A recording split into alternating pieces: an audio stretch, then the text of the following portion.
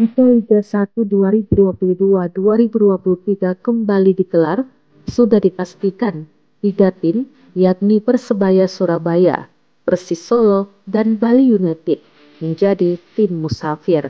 PT Liga Indonesia Baru atau PT LIB, selaku operator Liga 1 2022-2023 mengatakan Persebaya Surabaya, Persis Solo, dan Bali United tidak akan bermain di markas mereka. Lantas, bagaimana dengan nasib PSM Makassar yang sebelumnya disebut markas mereka tak lolos verifikasi untuk laga Liga 1 2022-2023? PT LIB mengumumkan 16 stadion layak digunakan untuk Liga 1 2022-2023.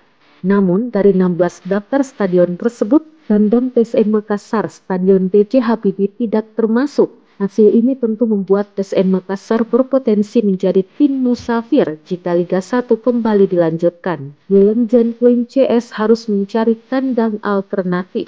Pelatih PSM Makassar, Bernardo Tavares menegaskan timnya harus tetap bermain di kandang Stadion B.J. Habibie. Menurut asuhnya butuh dukungan para supporter yang hadir di stadion berkapasitas 20.000 penonton itu. Menurutnya, jika harus bermain di luar kandang ini akan merugikan PSM termasuk supporter, sebab supporter tidak bisa terpisahkan dengan tim kebanggaannya.